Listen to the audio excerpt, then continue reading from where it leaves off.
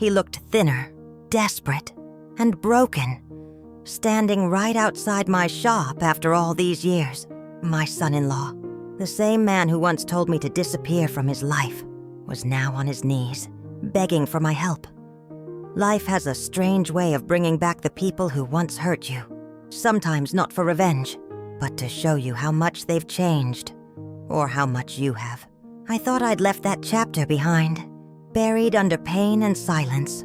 But when Daniel showed up at my doorstep, everything I'd tried to forget came rushing back.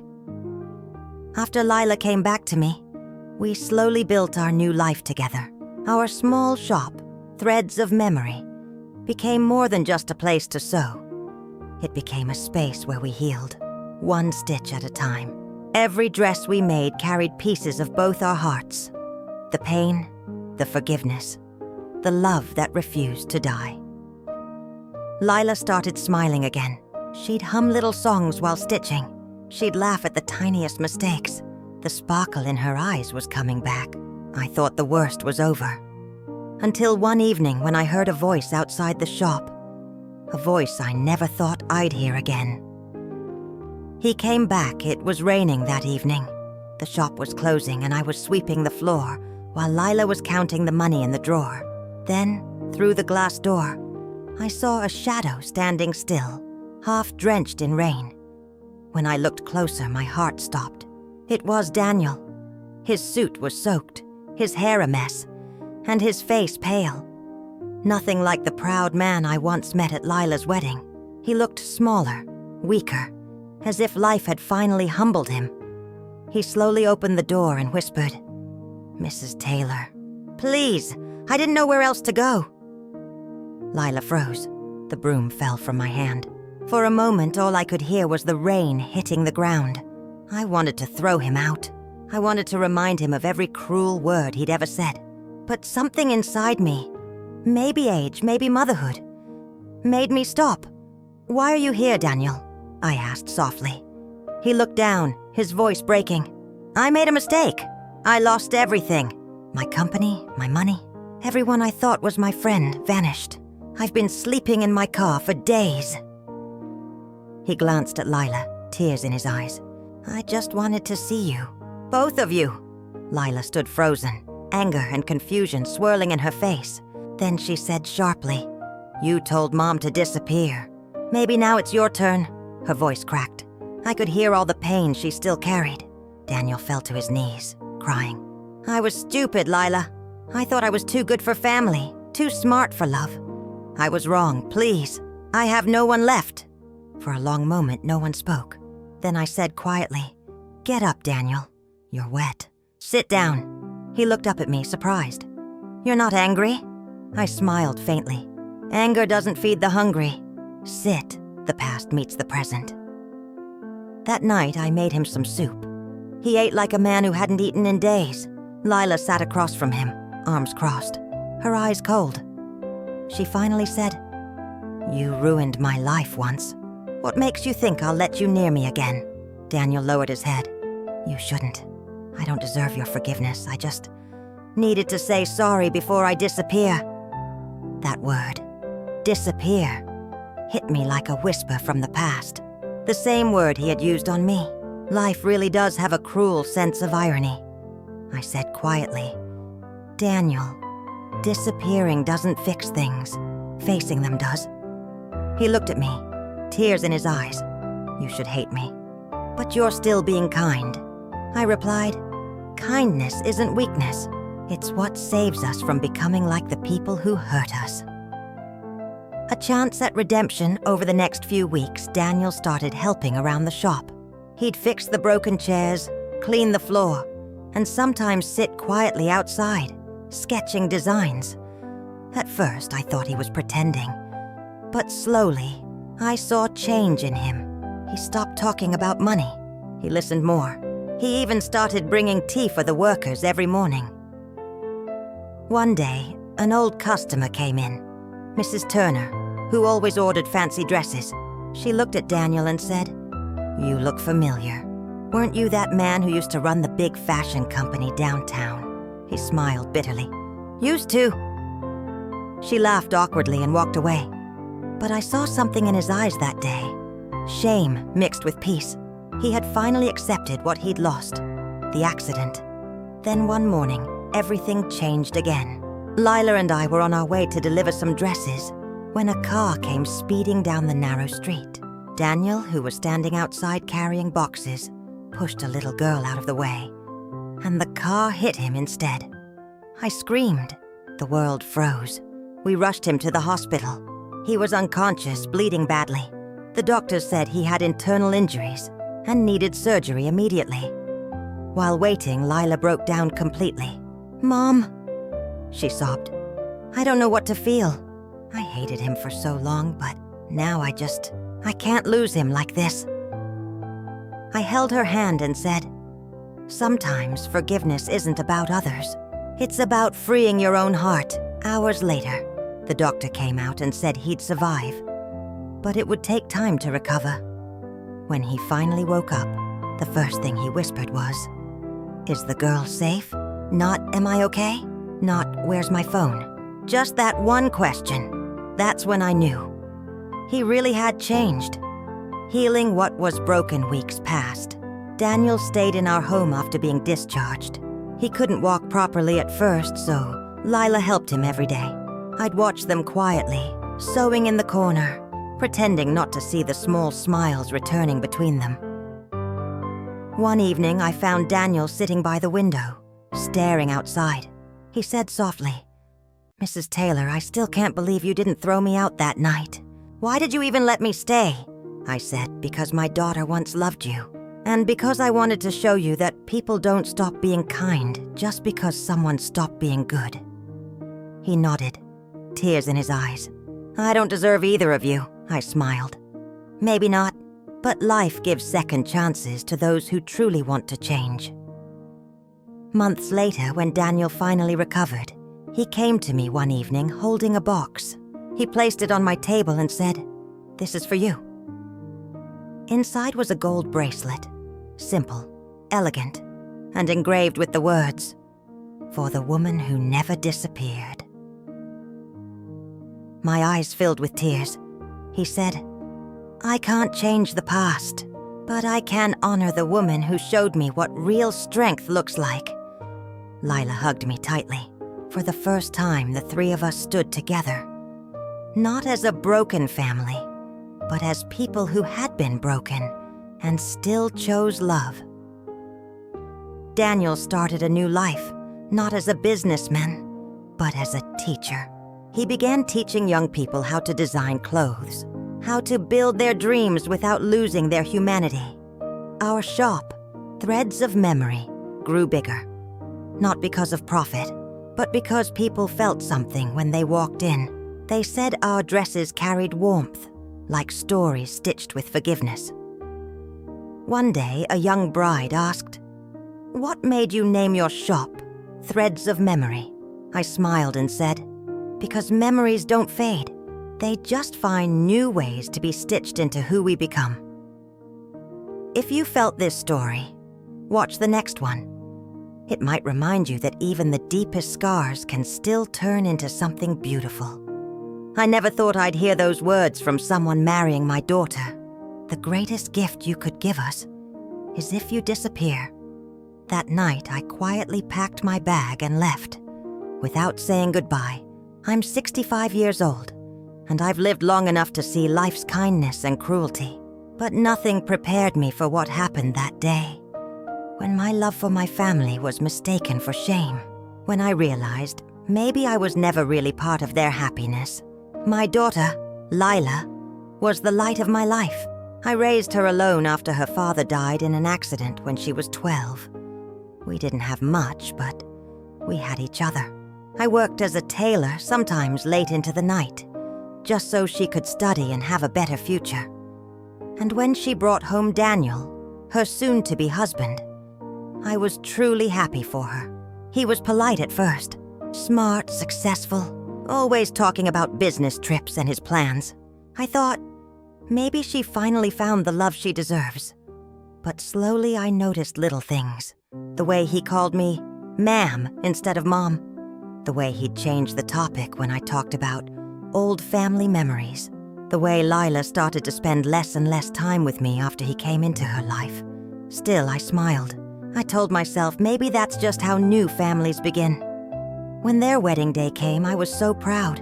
I stitched Lila's wedding dress myself. Every bead, every thread, with tears in my eyes. It was my last gift to her as a mother before she started her new life. But that's when it all began to fall apart.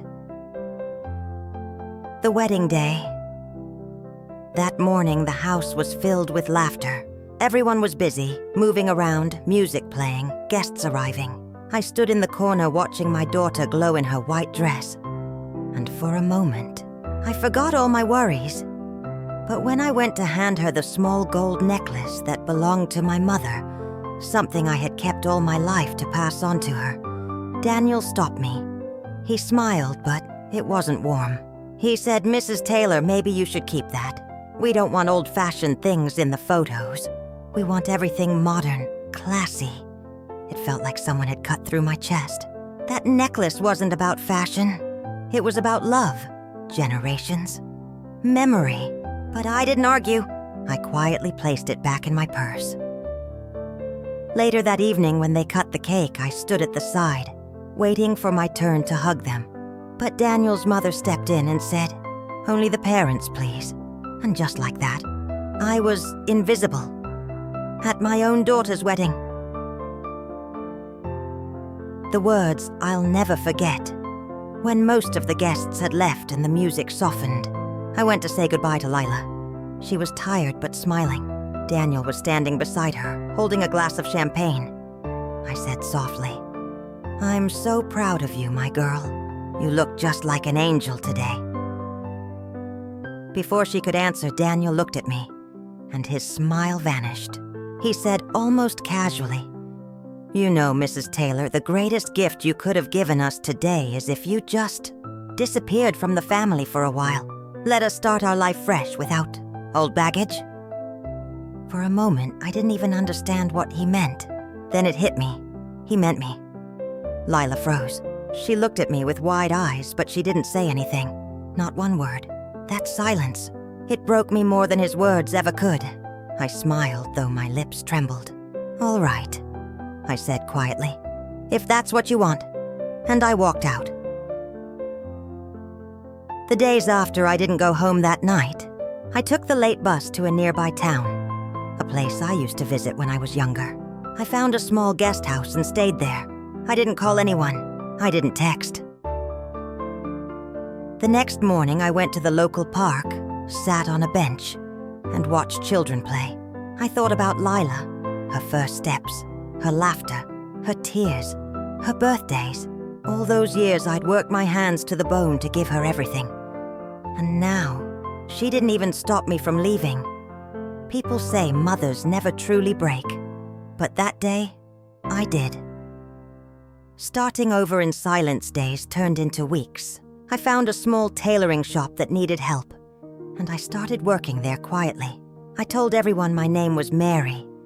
Nobody knew who I really was.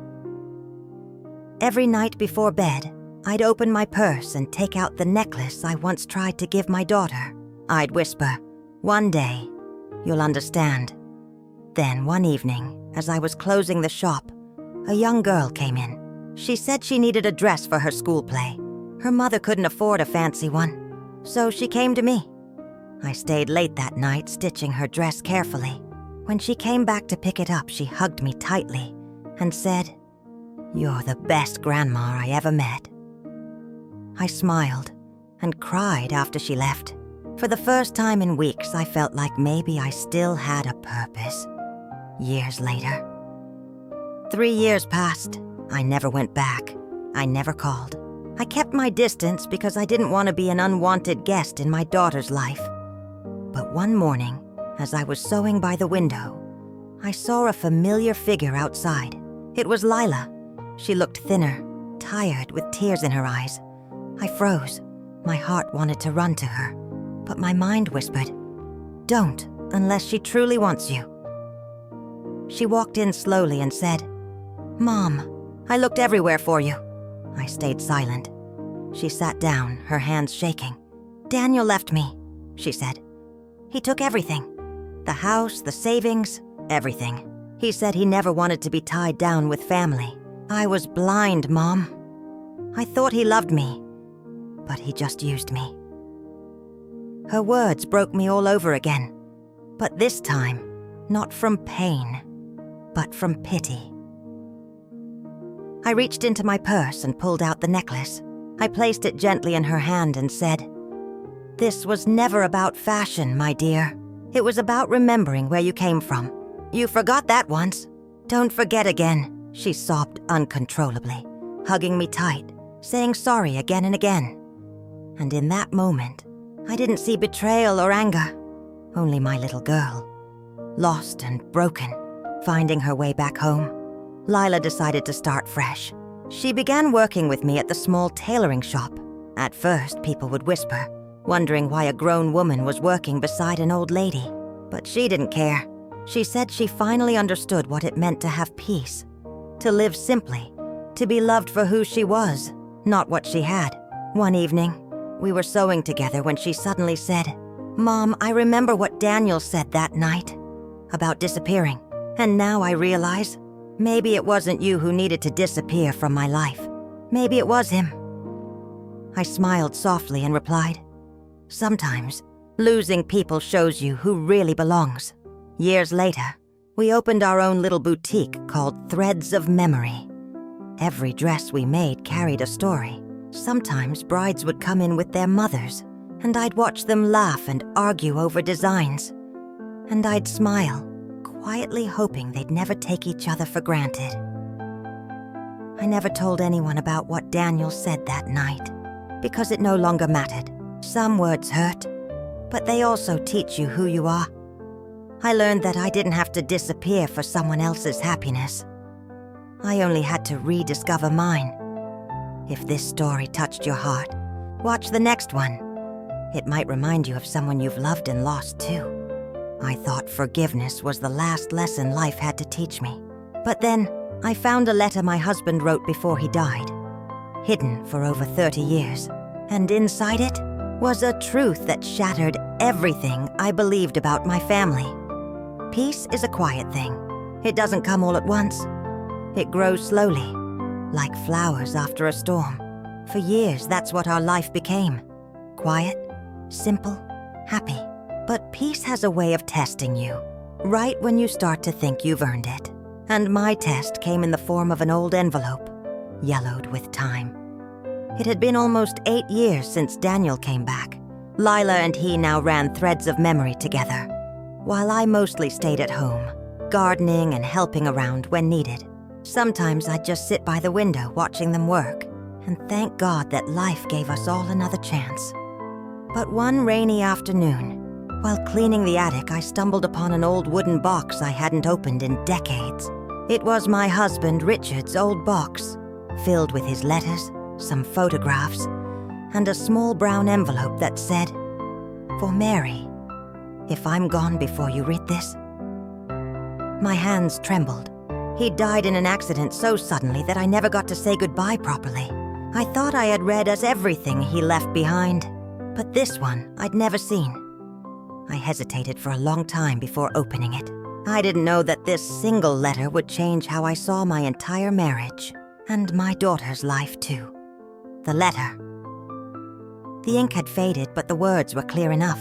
It began softly, like him. "My dearest Mary, if you're reading this, it means I'm not there anymore. There's something I never told you. Not because I wanted to hide it, but because I was afraid it would hurt you." My eyes filled with tears before I even read further. Before we got married, there was someone else. Her name was Anna. We were young, foolish, and in love. But things ended when I met you. I thought it was all behind me. Until one day she came to me with news that she was pregnant. I froze. The letter slipped from my hand. For a moment, I couldn't breathe. I picked it up again, trembling. She said she didn't want anything from me. No money. No name. Only that I promised not to tell anyone. I agreed, but I always wondered what became of that child. "Mary, if you ever meet a young man with my eyes, please don't hate him. He's innocent. And if by some twist of fate our lives ever cross, treat him kindly. The letter ended there. No date, no details. Just silence. The realization. I sat there for hours, numb. The sound of the rain on the roof was the only thing that reminded me I was still alive. Richard had a child, somewhere, who could be out there. When Lila came home that evening, she found me holding the letter, my face pale. She asked softly, "Mom, what's wrong?" I handed it to her. She read it slowly, her expression changing from confusion to disbelief. When she finished, she said, "So, I might have a half-brother?" I nodded silently. We didn't speak for a while. Then she said, "Maybe we should try to find him." But something inside me hesitated. What if he doesn't want to be found? What if he already knows? The stranger in the shop a few weeks later, a man came into threads of memory. He was in his 40s, kind eyes, calm smile. He said he'd just moved into town and wanted to order a dress for his wife's anniversary gift. He introduced himself as Ethan Reed. While taking measurements, Lila noticed something strange. He had the same dimple on his left cheek that my husband Richard used to have, the same gentle way of speaking, even the same habit of touching his chin when thinking. When I came to the shop later that day, Lila whispered to me, "Mom, look at him carefully." I did, and my heart skipped. It felt like I was staring at a ghost from the past. He noticed me looking and smiled. "You remind me of someone I used to know. My mother passed away years ago, but she looked a bit like you." His words made my heart ache. I asked, "What was her name, if you don't mind me asking?"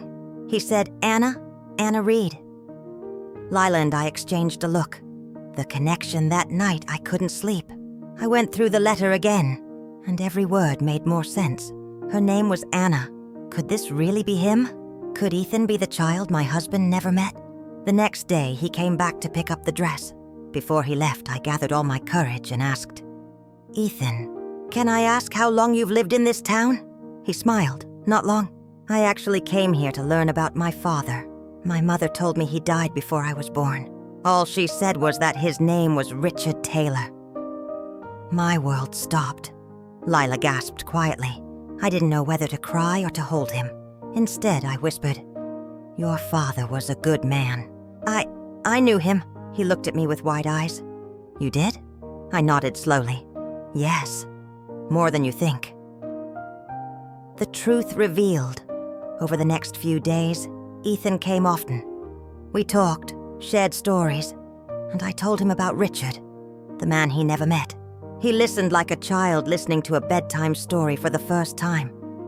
Then one evening, I told him everything. He sat quietly. No anger, no shock, just tears. He said, "All these years I thought I had no family, and now I find out I have one." He looked at Lila and smiled softly. "So that makes you my sister." Lila wiped her tears and said, "Half-sister, but maybe that half doesn't matter anymore." We all laughed through tears. The conflict. But not everyone was happy. Daniel, though polite, grew distant. One night, he confessed to me, "Mom, I don't know how to handle this. I feel like a stranger in my own family again. There's always someone new coming between us." I put my hand on his shoulder and said, "Family isn't about who came first, Daniel. It's about who stays." But I could tell he was struggling, and I feared history might repeat itself. Someone leaving again because they felt they didn't belong. Ethan's secret. Then one afternoon, Ethan came to me looking nervous. He said, "Mary, there's something I didn't tell you. I didn't come here by accident. I've known about Richard Taylor for years. I just didn't know how to face you." I asked, "Why now?" He sighed. "Because I recently found out I'm sick. My kidneys are failing. I need a donor. And I thought, if I had family, maybe..." My heart broke. Before I could speak, Lila walked in. She had overheard everything. Without a second thought, she said, "I'll get tested." Ethan shook his head. "You don't have to," she interrupted. "You're my brother. That's enough reason. Weeks later, the test results came back. Lila was a match. The surgery went well. Ethan survived. When he woke up, he held Lila's hand and whispered, "Thank you for giving me a piece of your life." She smiled weakly. "You already gave me something, a part of Dad I never knew." I stood by their bedside, tears streaming down my face. For the first time in years, I felt my husband's presence in the room, not as a ghost, but as love, living through our children. Months later, Ethan recovered fully. He started helping Daniel manage the business. Lila and Daniel found new strength in each other, and I finally felt peace. The kind that doesn't come from forgetting the past, but from understanding it. One evening, as the sun set, I sat in my garden reading Richard's letter one last time. Then I burned it gently. Not out of anger, but to let it go. I whispered, "You were right, Richard. I did meet him, and I treated him kindly. Like you asked." As the ashes drifted into the wind, I felt something warm on my cheek. A tear I didn't wipe away, because this time, it wasn't sadness. It was closure. If this story touched your heart, watch the next one, because love always leaves one more story behind. When I held my first granddaughter in my arms, I whispered the same words my mother once told me. Love never dies. And in that moment, I finally understood what she meant the night she left us. It's been 25 years since Mom passed. The shop she built still stands, brighter than ever. But the day my daughter gave birth, something inside me opened. A door I didn't know was still locked. Because becoming a grandmother doesn't just make you older. It makes you see your own mother again. Time changes everything, even grief. At first, I kept the shop just to feel close to her. But life got busy. Daniel and I grew old together, and our daughter, Emma, took over. She brought new designs, new customers, new laughter. Still, part of me felt unfinished. Mom's final letter had said, "Sow your pain into something beautiful." Yet I'd never known how, until the day Emma called crying from the hospital. "Mom, I don't know if I can do this. I'm scared." I remembered those words from years ago, because I'd once said them too. That night, while waiting for Emma to give birth, I sat in the quiet hallway of the same hospital where Mom had once stayed. Every sound, the heart monitors, the whispers of nurses, brought her back. I could almost see her smile, feel her hand on mine. When the nurse placed my tiny granddaughter in my arms, I broke down. Her fingers were so small, but she gripped mine tightly, like she already knew me. I whispered, "You've been loved before you even opened your eyes." Your great-grandma made sure of that. The next morning, when Emma finally slept, I walked to the chapel. The sunlight through the stained glass fell on the floor like threads of gold. That's when I heard it. Mom's voice in my memory. "Don't let grief trap you. Sow your pain into something beautiful." So I decided what to do next. Carrying the legacy, I turned Grandma's hands into more than a dress shop. Every year we started a program teaching orphaned girls how to sew, how to turn old fabric into art, pain into purpose. We called it the Love Thread Project. And whenever I saw those girls smiling, heads bent over sewing machines, I'd whisper, "See, Mom? Your hands are still here." The lost letter. While organizing the attic one afternoon, I found an envelope hidden in the back of an old wooden box. The paper was yellowed, fragile. On the front, in her handwriting, it said, "For Lila, to be opened when you become a grandmother." My hands shook as I opened it. My darling Lila, if you're reading this, it means you felt the same fear I once felt, of becoming someone's safe place. Being a grandmother is a promise, not a title. It means you will love someone who doesn't yet know how much they'll need you. Don't be afraid. The love that once carried you will carry them too. And when you hold that little soul for the first time, whisper my words, because that's how love stays alive. I couldn't stop crying.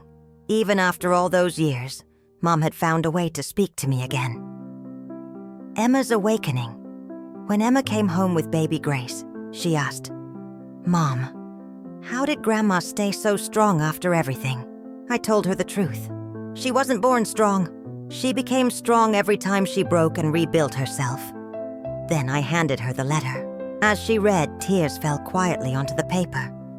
She looked at me and said, "I want Grace to know her.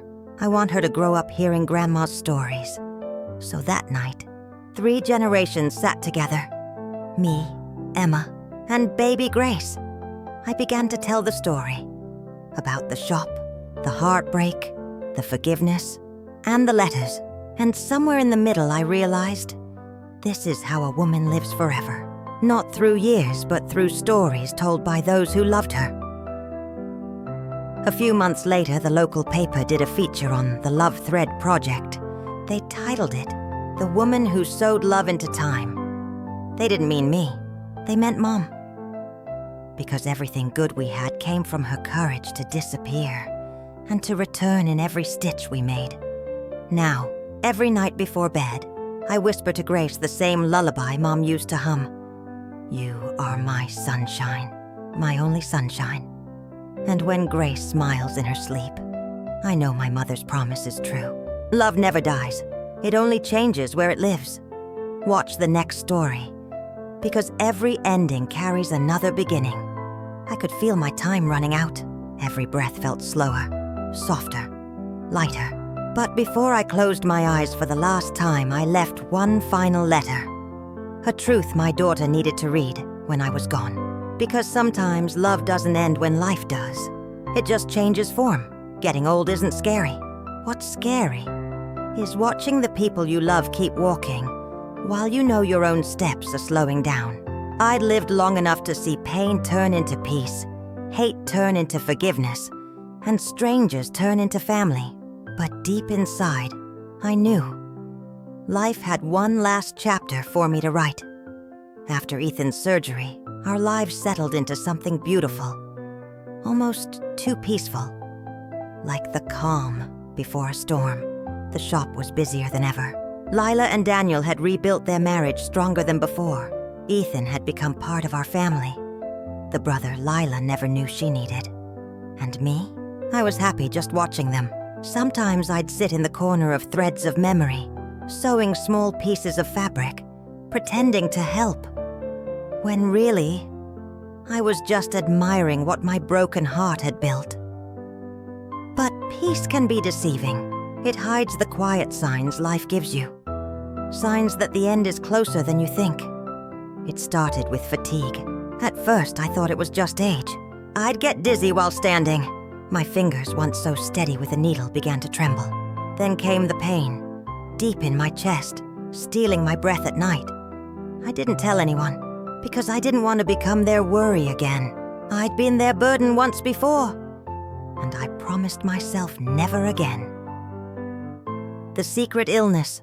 One morning while watering my garden, I suddenly collapsed. The next thing I remember, I was in a hospital bed, with Lila crying beside me. The doctor's voice was calm but heavy. "It's her heart," he said. "She's been ignoring the symptoms for too long." Lila sobbed, holding my hand. "Mom, why didn't you tell us?" I smiled weakly. "Because I didn't want to make you stop living for me. I wanted to see you live freely, not in fear." Daniel and Ethan stood quietly behind her, tears in their eyes. For the first time, I saw my whole family together, worried for me. And that sight alone made every struggle worth it. The doctor said I could still live for months, maybe a year, but I knew better. When your heart starts to slow, you can feel it, like a clock counting down softly inside you. The quiet days back home. They wouldn't let me lift a finger. Lila cooked for me. Daniel read me stories. Ethan took over the shop completely. Every evening, we'd all sit in the garden together. Lila would rest her head on my shoulder. Daniel would sip his tea quietly. And Ethan would tell funny stories about the customers who came in. I'd laugh until my chest hurt. Not from illness, but from joy. I didn't tell them that every laugh, every smile felt like it was being stored in my soul. Memories I wanted to take with me. At night, I started writing letters. One for Lila, one for Daniel, one for Ethan, and one for myself. They were my goodbyes, wrapped in ink and paper. The letter to Lila, it took me 3 nights to write her letter. I wrote it slowly, through tears and trembling hands. My dearest Lila, I still remember the first time you called me Mommy. You were 2, holding a piece of bread, crumbs all over your cheeks. You said, "Mommy, don't cry," and wiped my tears with your tiny hands. That was the first time I realized children don't just learn love, they teach it. You've been my reason to live. Even when the world took everything, you gave it all back. I know life hasn't been kind to you, but it has made you kind, and that's what matters. When you find this letter, I'll be gone. Don't let grief trap you, my love. Instead, sew your pain into something beautiful, like we always did with our broken fabrics. Promise me you'll live, not for me, but for yourself. And if you ever miss me, just look at your hands. They move the way mine once did. That means I never really left. I sealed the letter, kissed it, and placed it in the drawer beside my bed. The final days, weeks passed, and my strength began to fade. Walking felt like carrying stones. Even breathing felt like lifting mountains. One afternoon, I told Lila, "Take me to the shop today." She resisted at first, but I insisted. I wanted to see it one last time, the place where our lives were stitched back together. The bell above the door chimed softly as we entered. The smell of fabric, thread, and perfume filled the air. It was the smell of my life. Ethan smiled when he saw me. "Mom, you shouldn't have come." I smiled back.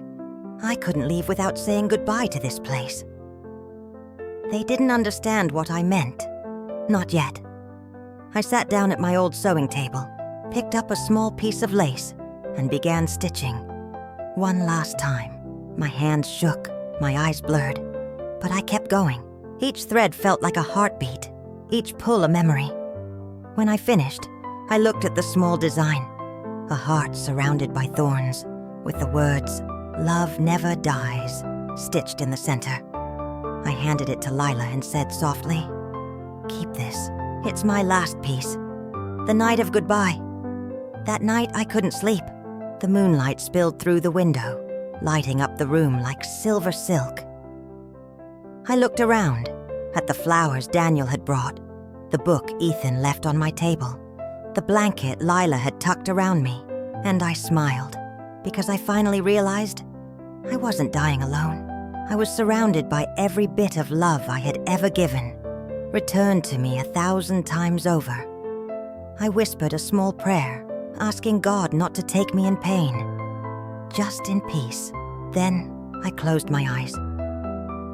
In the morning, Lila found me, still calm, a faint smile on my lips. My hands were resting on the letter I wrote her. When they read my letter together, the house filled with silence. No one cried at first. They just held each other, quietly, as if afraid that speaking might make the moment real. Then, Lila said softly, "She wasn't just our mother. She was our thread, the one that held us all together." Daniel placed the stitched heart on my pillow and whispered, "Love never dies, huh?" Ethan nodded, tears falling freely. She kept her promise. She never disappeared. Months later, they renamed the shop. It was no longer threads of memory. It became Grandma's hands, because everything in their lives, the dresses, the family, the healing, had started from those hands. People from all over came to see the store after reading about my story in the local paper, and every dress they made carried a small tag that read, "Made with love that never dies." In the corner of the shop, they framed my final piece, the heart surrounded by thorns, with a small plaque that said, "In memory of Mary Taylor, the woman who taught us that love never disappears, it just changes where it lives." If this story touched your heart, watch the next one, because some goodbyes still leave warmth behind. Mom, who was Grandma Mary? That simple question from my 7-year-old stopped me cold. Because how do you explain to a child that the woman she never met still lives in everything around her? It's been years since my mother Lila passed away. The shop she built, Grandma's hands, is still open. And every time I walk in, I can feel it. That quiet hum in the air, like someone's whispering softly through the walls. Mom used to tell me, our family's love runs through thread. Once it's tied, it never breaks. I never really understood what she meant, until Grace asked that question. It was a rainy afternoon. Grace was helping me clean the attic, the same one where Mom once found Grandma Mary's last letter. She pulled out an old wooden box, dusty and cracked, and asked, "Why does this box have hearts drawn all over it?" I smiled. "Because it used to belong to your great-grandma." Her eyes widened. "The one from the shop's picture? The lady with the kind eyes?" I nodded. Grace looked at me quietly, then said something that made my heart skip. "Can you tell me her story? But don't make it sad. Make it sound like she's still here." That one sentence changed everything, because I realized no one had told her the full story, and it was time someone did. The beginning of the story. So I lit a candle, opened Grandma's old diary, and began reading aloud. Grace sat cross-legged beside me, her eyes wide. I told her how Grandma Mary had once lived in a small house filled with laughter and loss, how she'd built a sewing shop from nothing, how she'd loved fiercely, even when life tried to break her. And as I spoke, the rain outside slowed to a soft drizzle, like even the world was listening. "Your great-grandma wasn't perfect," I said, "but she was brave. Brave enough to disappear when everyone thought she'd lost everything, and kind enough to come back when they needed her the most." Grace rested her chin on her hands. "Why did she disappear, Mommy?" I smiled sadly, because sometimes love means stepping back, so others can grow. The hidden room after. Grace went to bed that night. I couldn't sleep, so I went down to the shop. The moonlight poured through the glass window, falling on the corner where Grandma's framed embroidery still hung. "Love never dies." Behind that frame, I noticed something strange. A tiny gap in the wooden wall panel. When I pressed it gently, the panel loosened. Inside, hidden for decades, was a small envelope. On it, written in faded blue ink, "For whoever keeps the love alive." My hands shook as I opened it. Inside was another letter. This time not for Lila, not for me, but for the future. If you are reading this, it means my story still lives. You may not know me, but I know you. You're part of the thread that never broke. When I left my home years ago, I thought I was disappearing. But now I know love doesn't vanish. It moves through hands, hearts, and stories. Promise me this.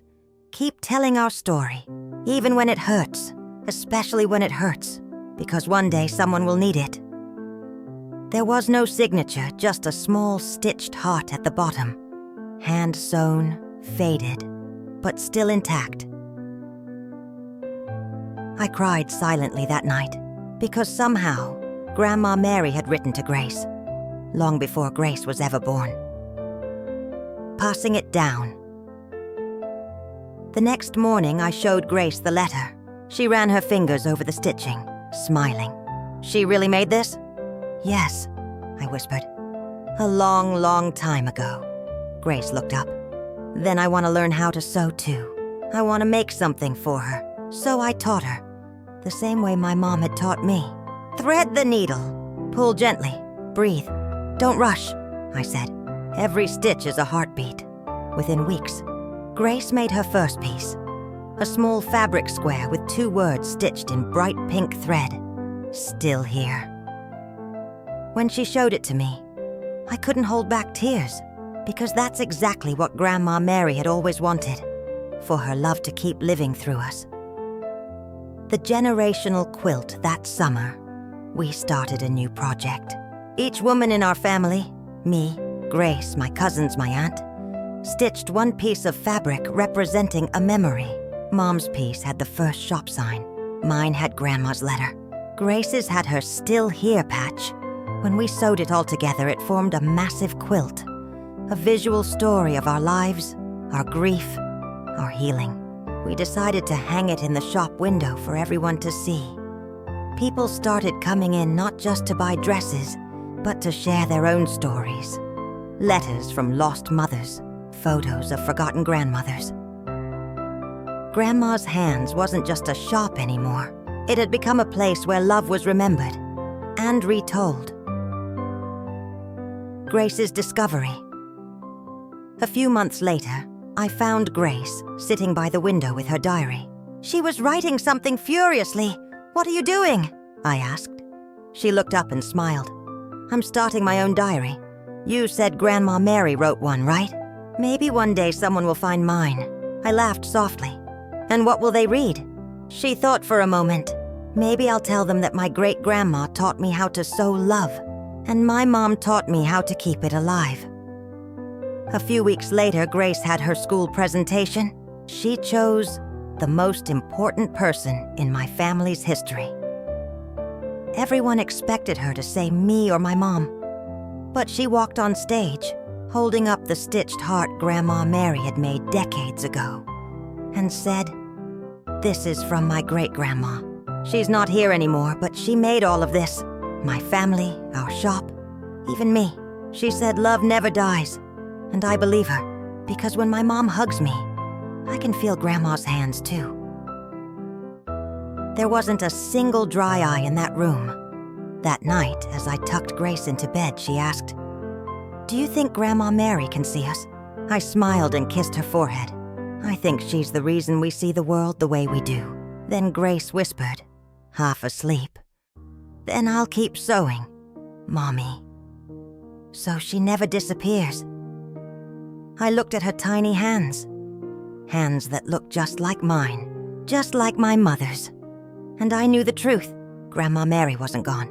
She was here, in every stitch, every story, every heartbeat, passed down through time.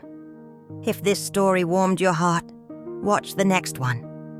Because every love leaves a legacy. When I inherited Grandma's Hands, I didn't just inherit a shop. I inherited a story, a family, and a responsibility to make Grandma Mary's love reach the world. And I had no idea how much that would change my life, and others. Growing up, I never met Grandma Mary, but I felt her everywhere. Through Mom, through the letters, through every stitch in the shop. By the time I was 25, I realized the shop wasn't just a family business. It was a legacy of love, resilience, and forgiveness stitched into every dress and quilt. But legacy is never simple. It comes with weight, responsibility, and challenges that test your heart. And I was about to face the hardest test yet. After Lila passed away, I inherited the shop. Daniel had retired. Ethan was running the Love Thread project.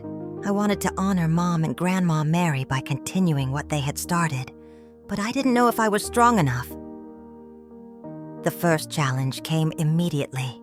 Our shop was beloved locally, but I wanted to expand, not just for profit, to reach young women everywhere who had no one to teach them about life, love, and creativity.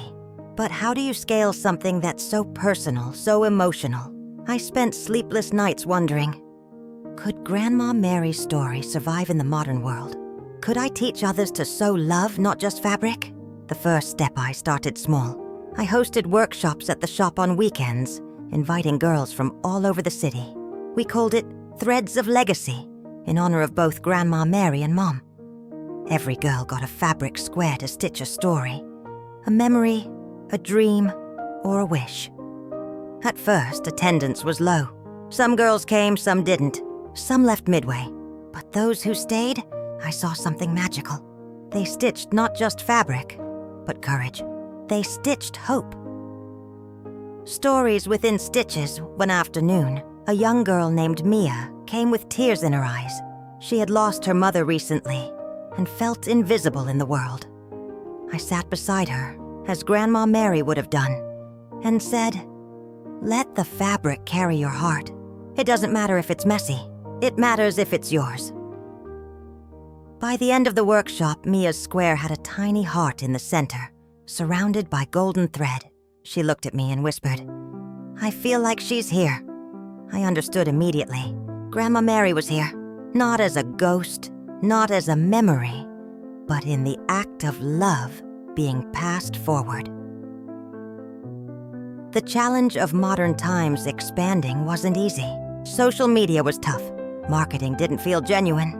I didn't want to just sell a brand. I wanted to sell a story. So I began filming short videos. Stories of Grandma Mary, Mom, and the girls learning to stitch their emotions. We shared them online, not as ads, but as snippets of life, love, and resilience. The response was overwhelming.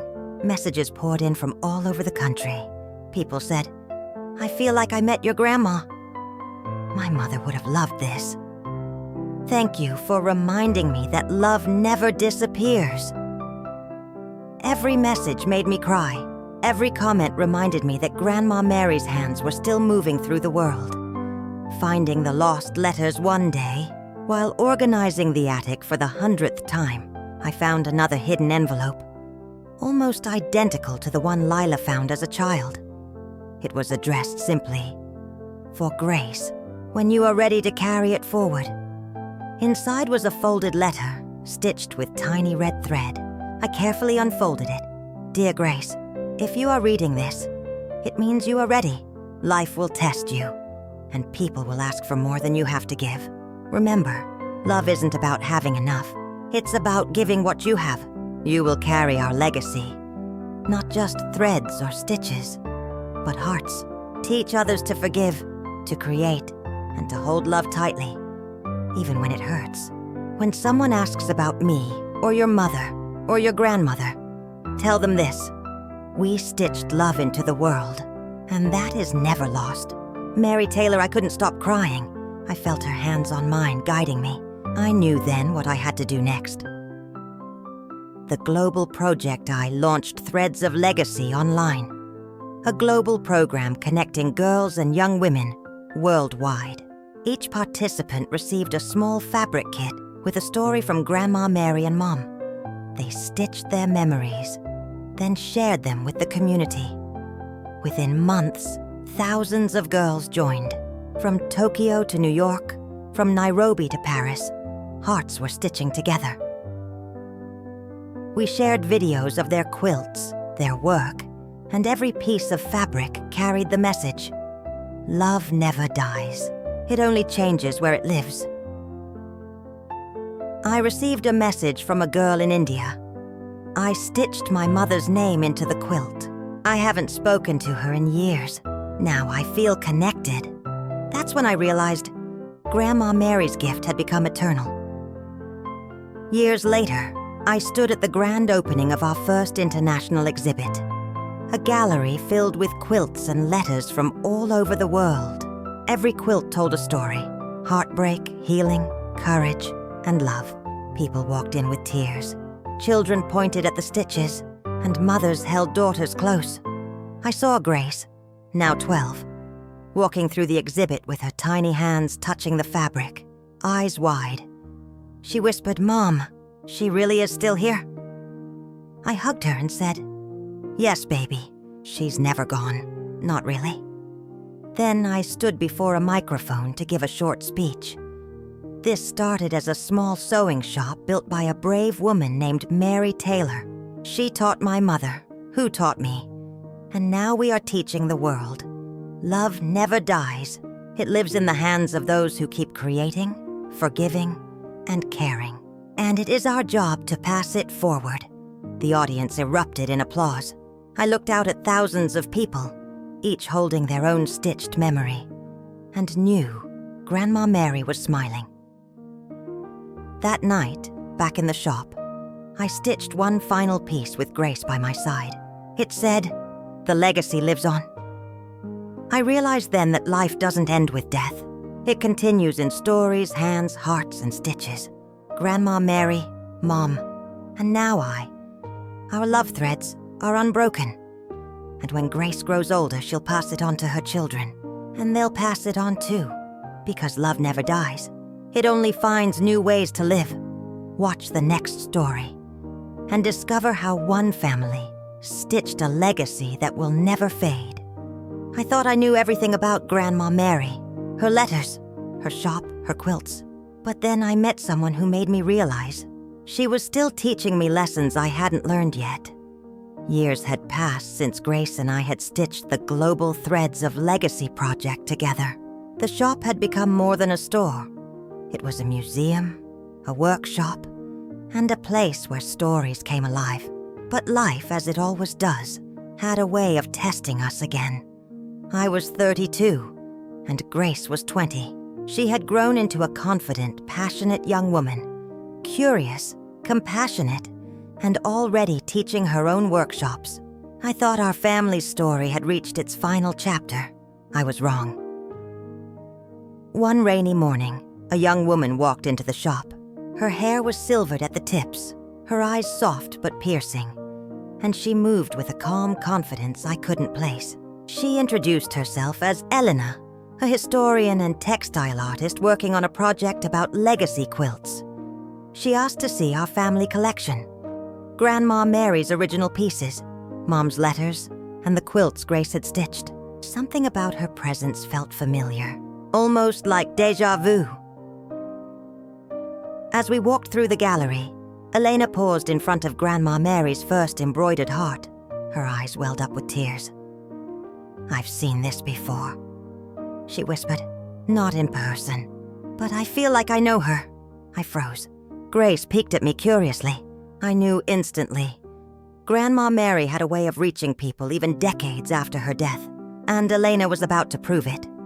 The connection.